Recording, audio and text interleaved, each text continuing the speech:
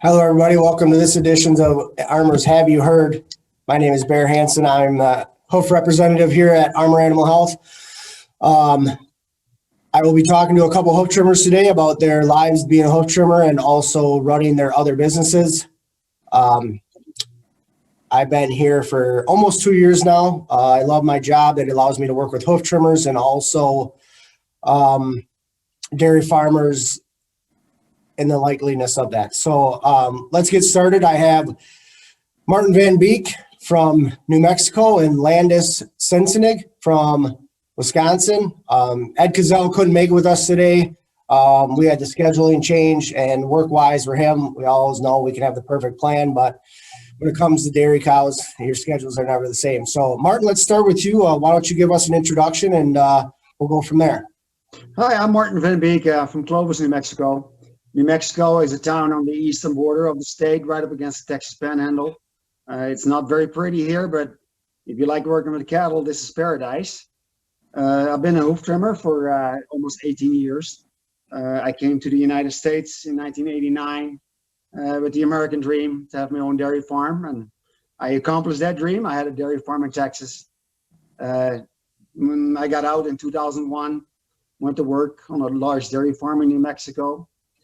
After a year and a half, I realized I wanted to be my own boss, and I always had a passion for hoof trimming. And that's why I decided to go back to school, and I learned how to trim feet the proper way. And I started my own business as a hoof care specialist, and been doing it for almost 18 years now. And about 6 years ago, I started manufacturing some hoof blocks as well. It's called the Smart Block, and we'll talk about it more later. All right, Landis. All right, I'm Landis Sensenig. Work for Sensenig's Hoof Care. I'm based out of Curtis, Wisconsin, north central Wisconsin. We have probably Clark County, probably over 100,000 cows right in our own county there. And I started trimming cows 21, almost 22 years ago at the age of 20. I took over another trimmer's business, bought out his business, and hand tools, layover, shoot. After several years, developed towards went with the Appleton steel, been running uprights ever since. And I do a run to Kentucky every spring and fall, which is a 6 to 8 week run. And then I also have some clients based out of Missouri. Hang on a second here. Can you guys still hear me okay? Yep. Okay. Yeah. Anyway, sorry about that. So I'm running. Good to see you. You can't see me? No. I had a. Sorry about that. I had a call beeping on me here. There we go. Okay. I should be back. Sorry about that, guys. Anyways, back. So I've been running 22 years. Okay, forward to the, I took over the business and I've been running ever since. I wanted to run my own business, hoof trimming. I grew up on a dairy farm, milk cows on a 50 cow dairy farm. And by the time I was 18, 19 years old, I worked with a trimmer for 2 years. And that's when I decided I never imagined cattle hoof trimming would become where it is today. And then through that, cattle staging and fiberglass gates has become one of my specialties. I've set up a number of hoof trimmers, many hoof trimmers with fiberglass gates. So we'll talk about that more later. Go ahead, back to you, Bear. All right. So yeah, I thank you guys. People watching, let us know where you're coming from, where you're viewing from. Post any questions you have in the comments below. We'll be sure to answer as many as we can. So for the two of you, trimming is one aspect, and then you also have your other businesses on the side. What are some of the challenges of trying to manage both businesses, and then kind of explain what other entities you have, whether, Martin with your blocks, Landis with your gates, and just kind of delve into that a little bit for the viewers and how that works. Like the block business, mainly it happens by accident. I was frustrating with the blocks that were out there, and I just wanted to make something better for myself. But you put a lot of time, a lot of money in it, and you think you have a better mousetrap and you need to sell them as well. And, you don't have a plan. You just will learn as we go. And it takes a tremendous amount of time, but I'm very lucky. I work with my wife, and she manages the entire block business basically, and I can keep focusing on trimming cows and training people to trim cows. It's really blew us away how much time it does take to do it all and to do it all properly. We're very blessed. We're doing well, and we're selling them all over the world. But like I said, it takes a lot of time and a lot of effort. If we have to do it again, yes, we definitely will and would. But you got to have a passion for it, and I'm blessed to have a wife that's willing to help me for 100%. Back to you. She gets the most credit for the blocks being smart. Absolutely. Okay. Landis, talk about your gates and then a little bit about your wheels that you came up with to try to solve an issue in that kind of small niche market also with the wheels. Okay, on the fiberglass gates, 15 years ago, cattle staging wasn't as common. And I travel around to a lot of small herds, and I get to small farms, and they have a poor staging system, poor gates, hard to handle cattle.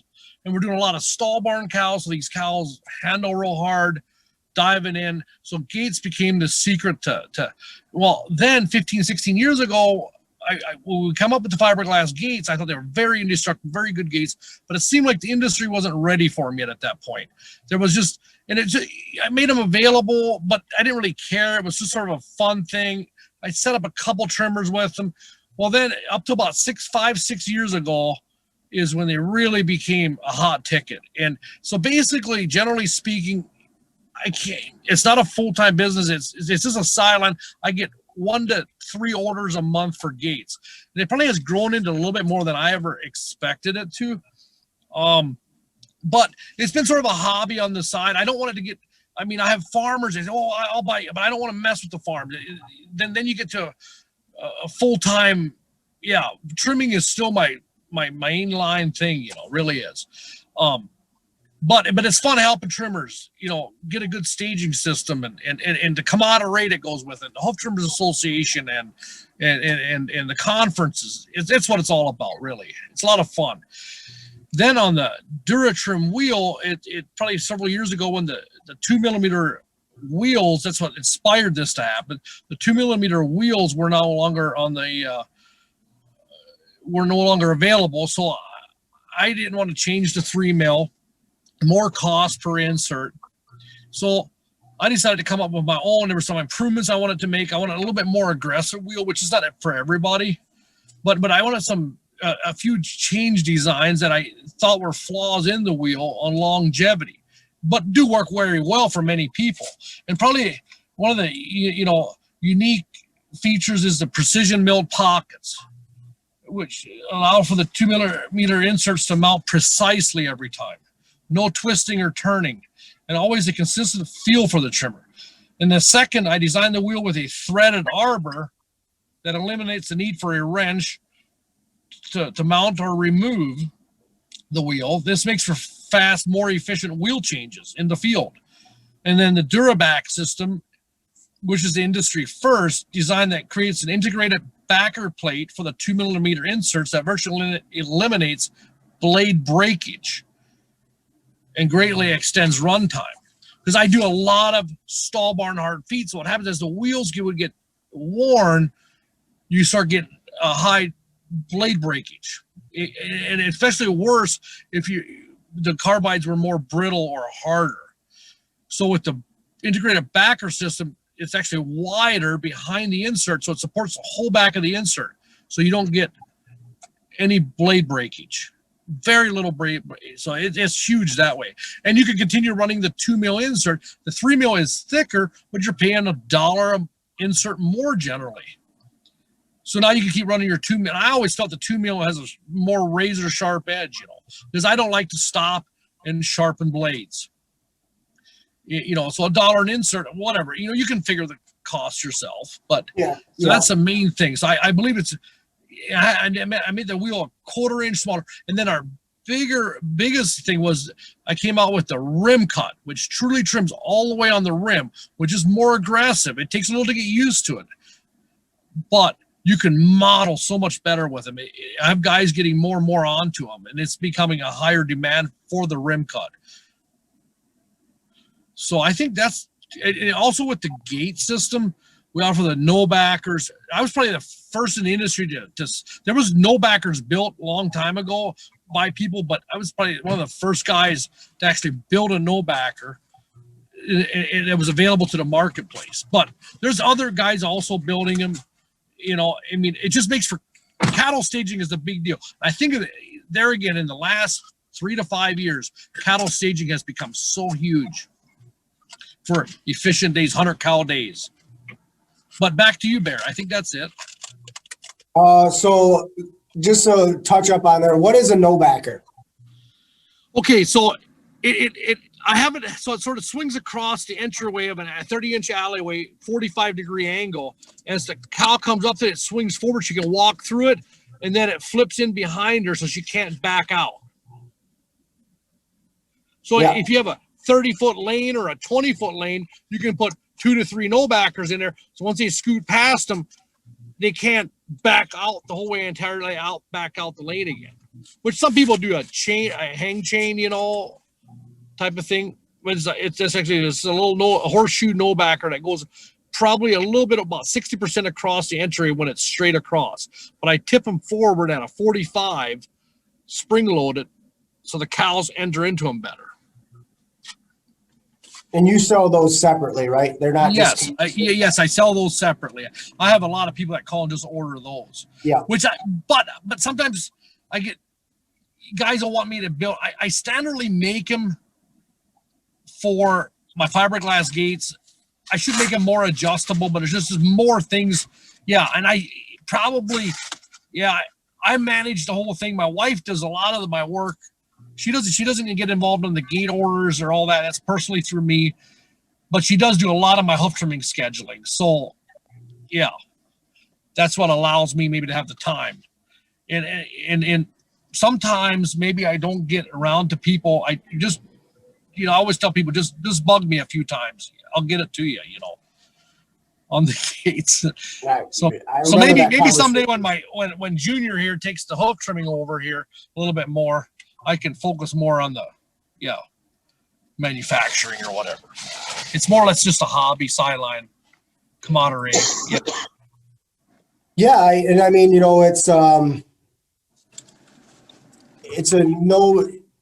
a very good thing to have, and you say, just to kind of nip this in the bud here, with the fiberglass gates, it said it took a little bit longer for them to take off. Like, I mean, my first instinct when I was introduced to a fiberglass gate was I got fiberglass in my hands and I was mad, Yep.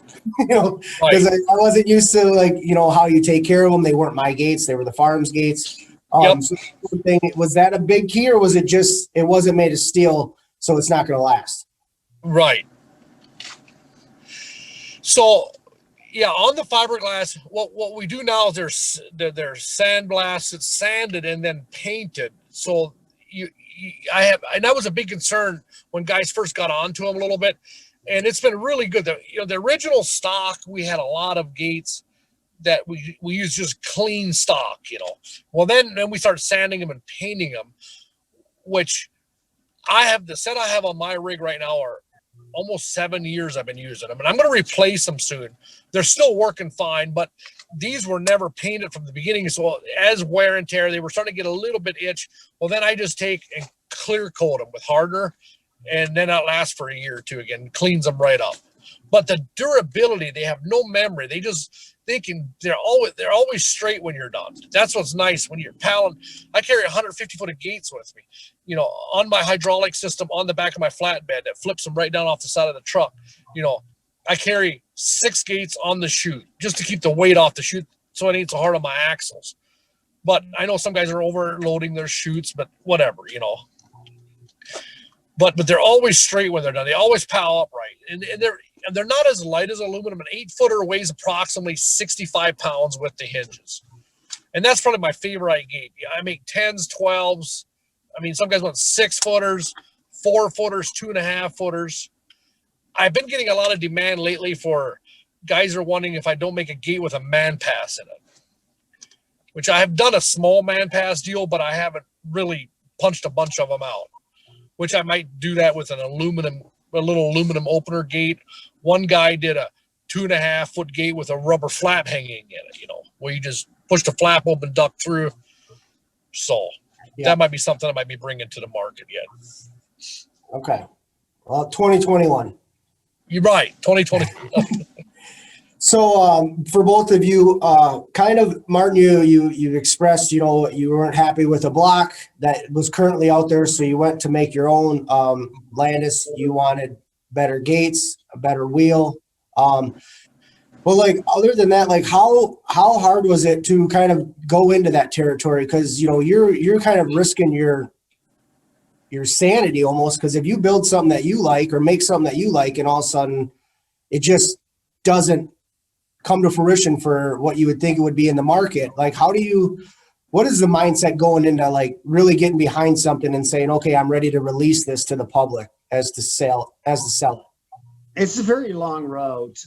Like I said, it's when you start developing it, it's kind of hot cold. You work on it for a while and you lose interest, and then you get re-energized and you work on some more, and you get into it further and further.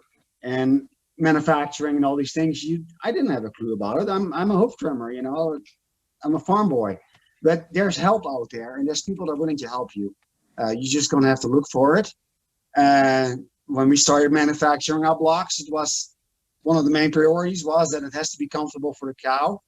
I didn't want it to wear. I wanted it to last throughout the duration as he heals.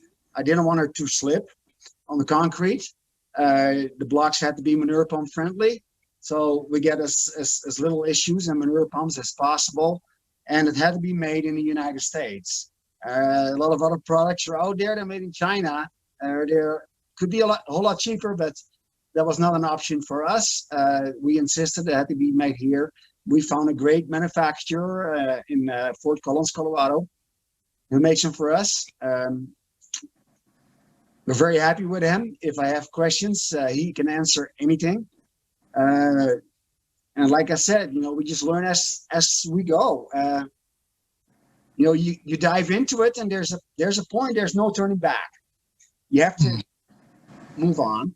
And like I said earlier, I was lucky and blessed to have a great wife that stands with me, because it takes everything from me and my wife and a lot of our resources to get it all accomplished and to move forward. And since the initial block, we came up with some new models, a more economical version, a biodegradable version, all these things. Once you say A, you're going to have to say B, and you have to evolve.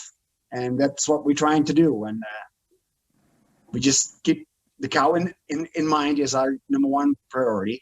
And that makes it all worth it. And that market is a pretty intense market. Like, so when you said 6 years ago, you came out with the smart block, right? Yes. And Correct. we had probably 3 blocks or 4 blocks maybe at the time.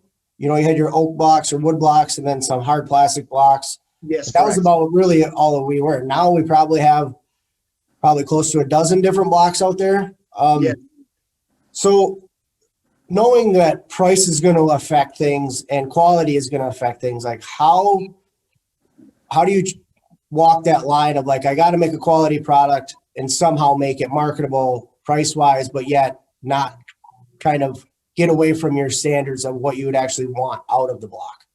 So there's more blocks on the market these days, but they all boil down. It's just a wooden block made out of different materials. There's no innovation in any design. I believe we have engineering behind our block. We changed the gait of the cow, the way she steps on the block. We have glue spacers. We were the first one to have that, to make sure we have the proper layer of glue between the hoof and the block. And like you said, it's a tough market, but as long as you come out with the best product possible and you try to do what's best for the cow in the long run, I believe you will succeed. And Linus, with you, want to follow up with that? With your situation, like, especially, maybe not so much with the gates, as that's kind of like not really a huge thing, but you had to probably put a lot of time and effort into the wheel and finding somebody that's going to make them for you, and, vice versa. Like, what kind of road mindset did you have? Like, you're just going to do it and it's going to be this way, or how did you get into there? Yeah, on the wheels, it was. I had the mindset, probably 2-3 years to get it done, and then it just, it started the process, and then there's so many different things that get in the way, or you get a guy that can machine for you, and then there's issues, and there's a little bit of a bumpy road, no doubt about it, and that road may never get completely smooth, but it's definitely smoothed out now. From the first wheel I came, I started with probably 6 designs later, finally, where I was happy to take it to the marketplace. It's a lot of what Martin just said too, I mean, yeah, it takes a lot of, sometimes you lose your interest or energy into thing. And then the other big one behind it is, sometimes you see guys coming out with a product that's not been tested, and then it falls apart as fast as it ever started. So I put a whole year into these, 3 different designs, till you can't just throw something out there and I think there's still maybe some changes and things that come up, design issues that may come up yet on durability possibly, but that never stops. And then you got marketing and does the dynamics change in the business world, or competition? I mean, it's real. It's not, yeah. Sometimes you don't sleep at night, thinking about it. But I did do it as I already heard one guy say, well, if I didn't put my whole life savings into this thing, but it does still add up. And, sometimes you don't want to look back and look, at the pile of aluminum that's laying there on trial and error. You can't calculate it all in. But it's been fun, camaraderie. I think the biggest thing I get out of the whole thing is camaraderie with the other hoof trimmers, and how the whole hoof trimming world is connected, and feedback from other guys tells you a lot too, Yep. So we got a question from a viewer. Do you guys use hoof treatment records, and do you review them before trimming that cow when she comes back through the chute? Yes, I do. 4 years ago, I went digital. I bought a program called All for Hoofs. It's coming out of the UK, developed by a hoof trimmer. It's being marketed pretty aggressively in the United States now, and it's awesome. I would never go without it anymore. Every cow I trimmed in the last 4 years, I got the data on the tip of my fingers. And every time a cow comes in the chute and she was trimmed, within the last 3 to 6 months, I get an alert she was trimmed. I can view her history instantly, and I can learn from her, what I did right or wrong. I have the option to take pictures of feet. If it's bad, I can take a picture, and it's being stored in her file. It's all being cloud-based, so it doesn't take up a bunch of memory on my tablet. And within a month, it's going to be integrated with Dairy Comp and Bovisync here in the United States. So then it's going to get very interesting, because we get to pull in data from those programs, and we can find out a whole lot more about these cows and the reason why they became lame, and see how we can be maybe more proactive to prevent them from becoming lame. Yeah, that's really nice when you can integrate that stuff through technology. Landis, what about you on your record keeping? Yep. Sort of same thing here. I started Hoof Supervisor probably about 5 years ago. And even though I do a lot of stall barn herds, they don't use, Dairy Comp or nothing else. I give them a piece of paper, they throw it away. But it's still nice. I get a cow. A lot of these herds are trimming every 6 months. I come in and I'm like, why this cow here? I remember her. I'll even remember her. I'll look up what did she have a septic toe abscess? Yeah, we blocked her. Well, this time I'm not going to block her, but sometimes but it's often, it tells me a lot of history. Even on the freestyle herds that wanted the information, it's there. It's really nice. Sometimes on the road, the pen and paper works great. The investment you put in, I think it's worth it. I wouldn't go back. But sometimes, you got the printer in the truck and there's always software and the real world issues. Printer's not working right, or it can be sort of frustrating. But other than that, as far as the benefits of it, being on record, and I always give the farmer a clean piece of paper at the end of the day. So to kind of One thing there. Martin.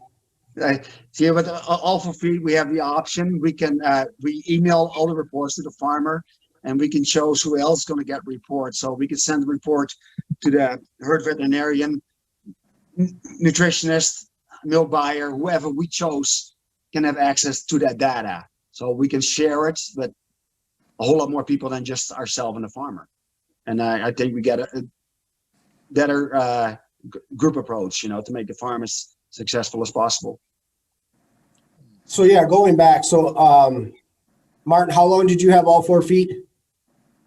4 years. And did you have anything prior to that besides like the hoof supervisor, or just pen and paper, or what? Pen and paper. Okay. So before that, because you guys have been trimming longer than you've had these systems, Landis 5 and U4, have you noticed a change in your techniques and how you handle certain lameness issues, whether it be an ulcer or a digital dermatitis issue? Because if it's right there at your fingertips, sometimes, pen and paper, you're not always rushing through, 60 sheets of paper. But have you guys personally noticed a difference in maybe just cure rates, or just how you overall interact with a lesion when it approaches you, either the first time or the follow-up checks? Yes, it really does. It helps to have digital records. We can see what was done to her, what she had, and we can follow the healing process a whole lot easier. Because we never had time to go back through all the records that were handwritten.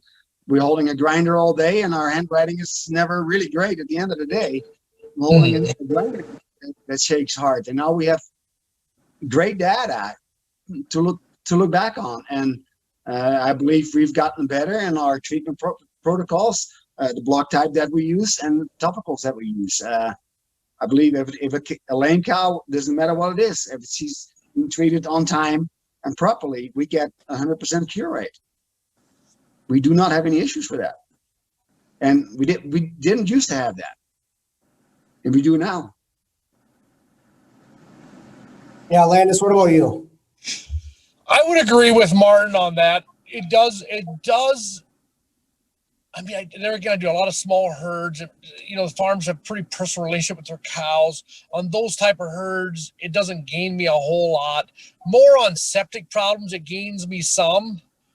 But even probably bigger than all the data and information, I can check back and actually verify what happened versus sorting through papers.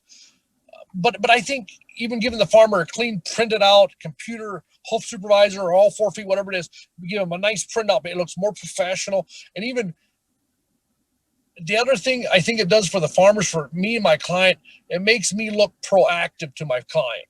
The farmer looks like, oh wow, that's pretty cool. That's it looks like I'm keeping up with the times, and even that projective is even maybe more than actually really the value of the data being held. Now that may not be the same for everybody. That's just for me more, if that makes any sense. Yeah, totally. And so in all kind of tying that together, Yep. What advice do you have for either trimmers or producers as far as it's technology based or communication based? Like Martin used to say, with the all 4 feet, you can use that data to send it to the nutritionalist and the veterinarian, so everybody's kind of on the same page. How do you guys incorporate that, and what would advice you give to trimmers and producers, vice versa, to try to proactive? Because I felt like we've always kind of been 3 steps behind on where we are with hoof health compared to where we are with genetics and breeding, and also crop genetics, and how we're getting more crops out of smaller acres. Kind of what would you guys assess that? I believe, always be open to it. anything new is always a challenge. But we're in a very small industry, basically. We're a small percentage of the population anymore. We have to do well, and we have to communicate with each other to do a better job. We cannot hide behind rocks anymore. We have to be proactive.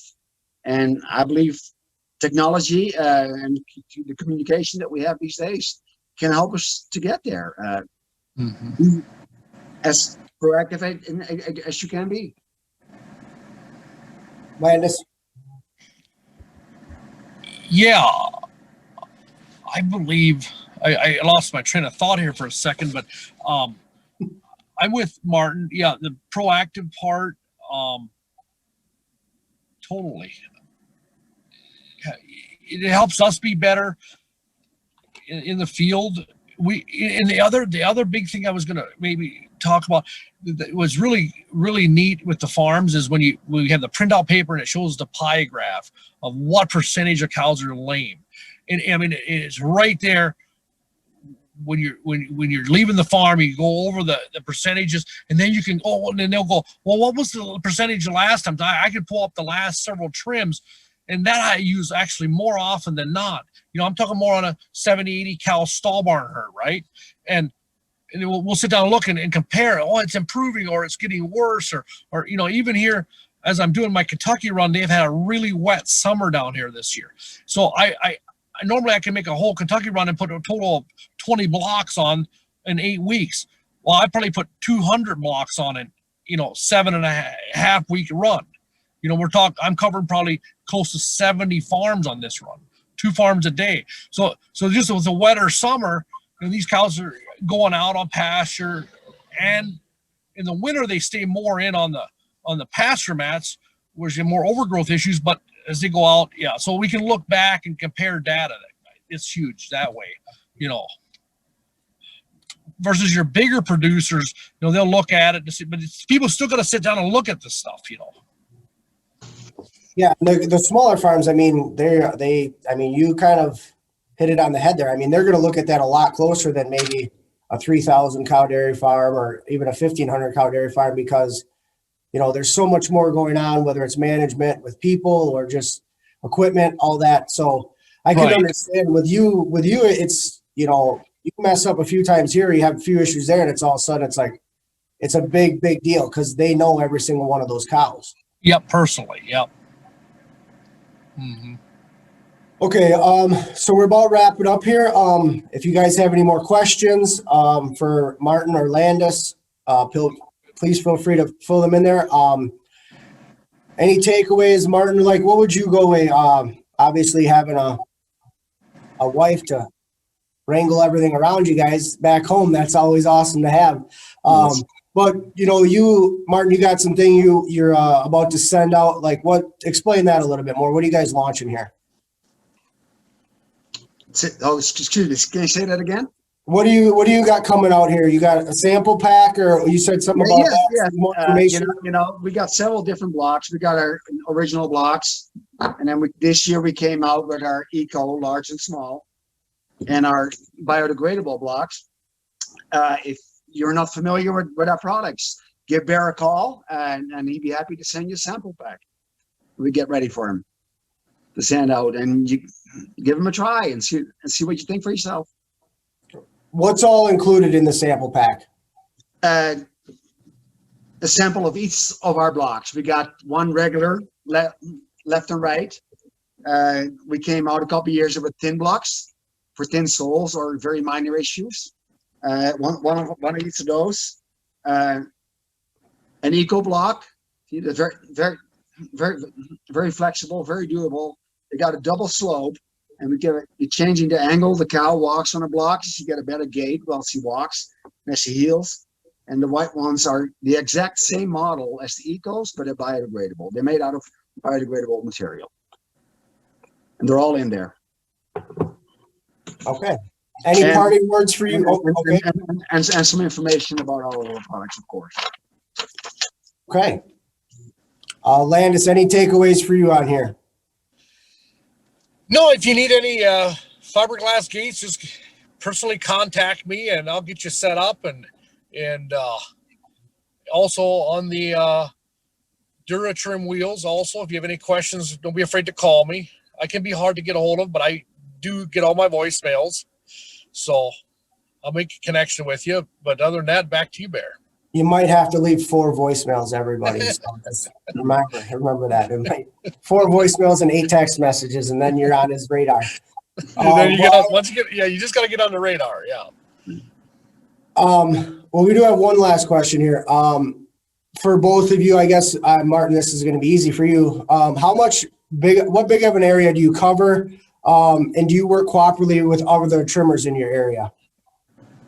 I cover a very small area. I live in an area with not a whole lot of farms that are very large.